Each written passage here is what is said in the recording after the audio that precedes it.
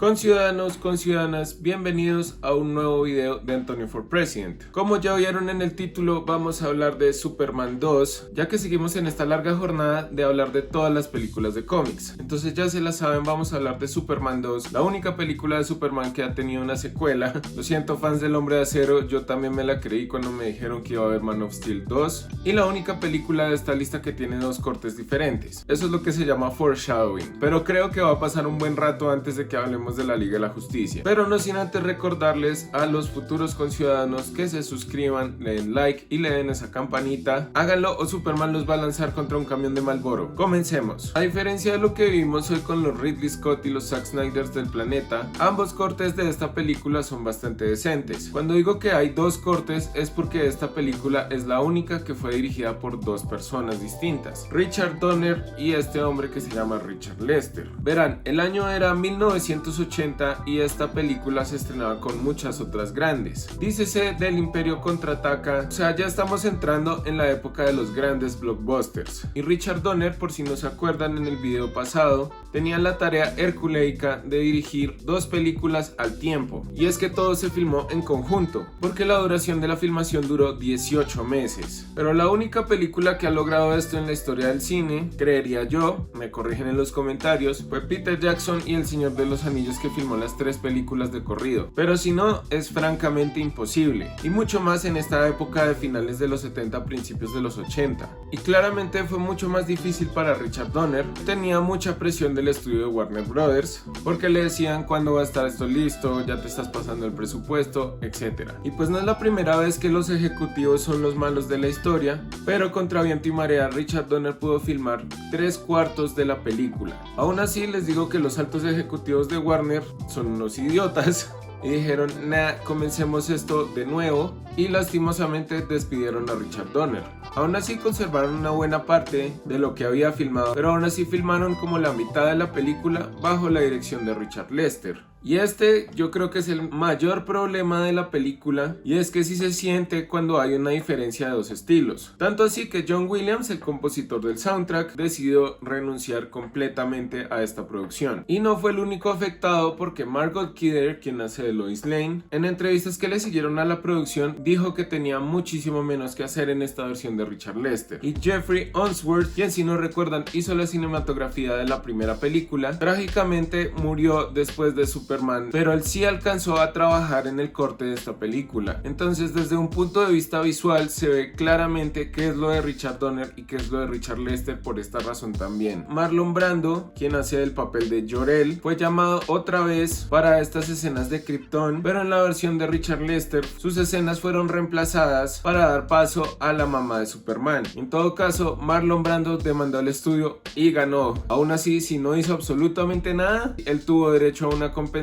sobre las ganancias de la película. Pero bueno, ya que hablamos de los problemas de dos directores, hablemos de las cosas buenas. Esta película explora mucho del personaje de Superman y de su problema con su identidad, sobre todo porque en esta película Lois Lane se entera de quién es Superman. Entonces Christopher Reeve, de nuevo junto a Margot Kidder, tienen una química increíble. Christopher Reeve nos enseña por qué él fue elegido como el papel de Superman y Clark Kent, porque su manera de interpretar de nuevo cada papel es completamente distinto.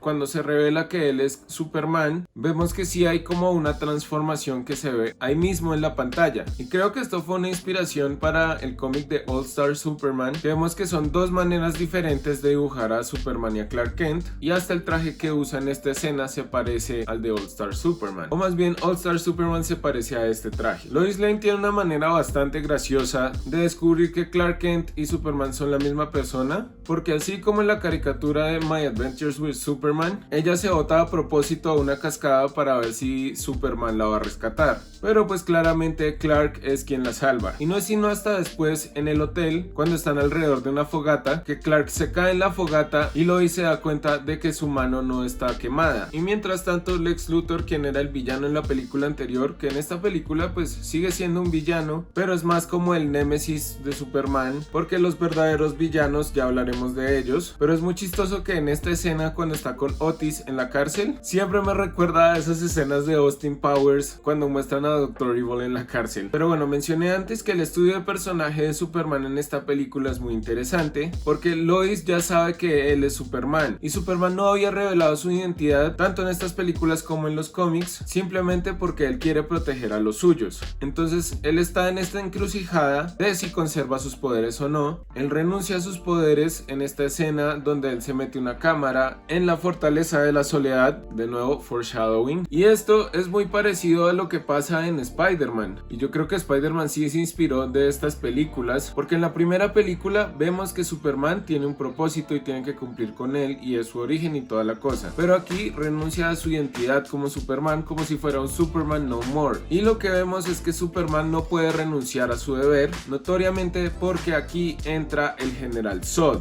que para los que no sepan, el General Zod y sus secuaces estaban atrapados en la zona fantasma y logran escapar de ella, que la zona fantasma es como esta dimensión cárcel, que esto sí es muy frecuente en el lore de Superman porque Superman ha mandado a varios villanos a la zona fantasma. Y aquí hablamos de otra interpretación genial que es Terrence Stamp como el General Zod, quien, fun facto, es quien da los seminarios en la película de Sí Señor, que también se llama Terrence, y también fue el canciller Valorum, el que era canciller antes de Palpatine en Star Wars La Amenaza Fantasma. Y estos looks, tanto del General Zod como de sus secuaces que se llaman Ursa y Non, a pesar de que parezcan como magos de Las Vegas, yo creo que sí inspiraron los looks de Man of Steel, pero lo que vemos es que el General Zod y su pandilla hacen cualquier cantidad de males, llegan hasta la Casa Blanca, hacen que el presidente de los Estados Unidos se arrodille ante ellos, y es por eso que es esta frase de arrodíllate ante Zod, y es por eso que Superman decide recuperar sus poderes. Y está este montaje a los Rocky de Superman llegando hasta el Polo Norte, pero también está este conflicto de cómo enfrentarse a Zod